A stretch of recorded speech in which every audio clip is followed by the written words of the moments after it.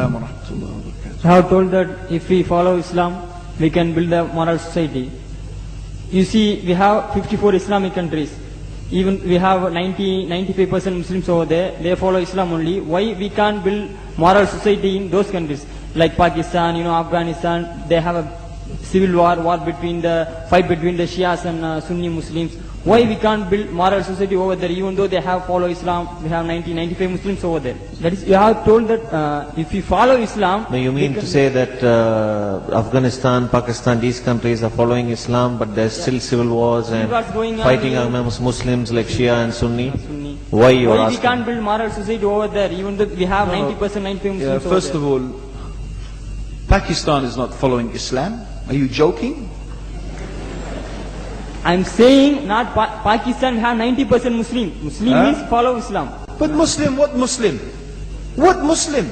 I remember 15 years ago, it's not today and I heard it's worse, 15 years ago I remember going to a wedding in Pakistan.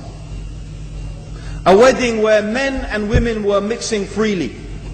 Where the bride was dancing on the stage with all the male members of the family dancing on the stage.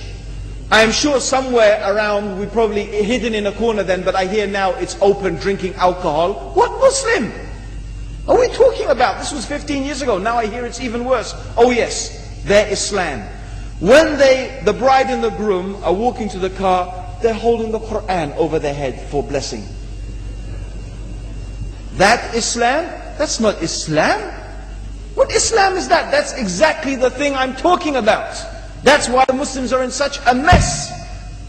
Because of this nonsense, this hypocrisy, actually they are insulting the Quran by doing that. Amongst all of this haram, they think that the Quran, holding it over their head, is going to bless them because they're holding it. What is that? Where did they get this from? So, I don't know what we're talking about. In fact, this is the problem. You see, the Muslim world itself is so far from Islam. So many you find here in India.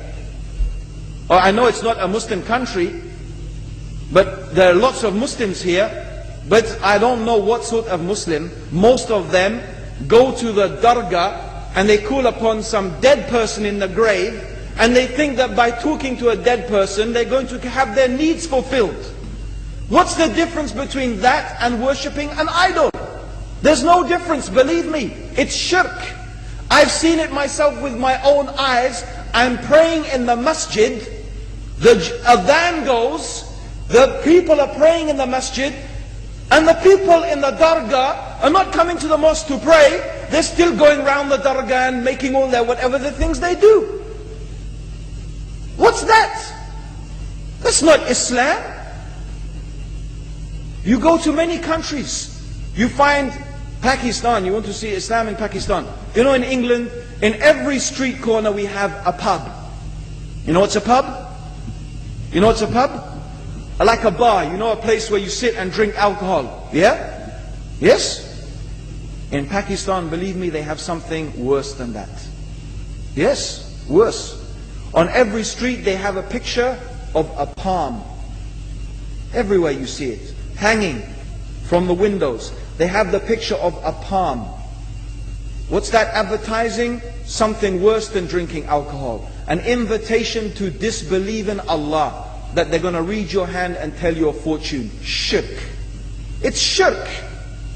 Whoever believed, the Prophet said, sallallahu alayhi wasallam, whoever visits a fortune teller out of curiosity, Allah will not accept their prayers for 40 days.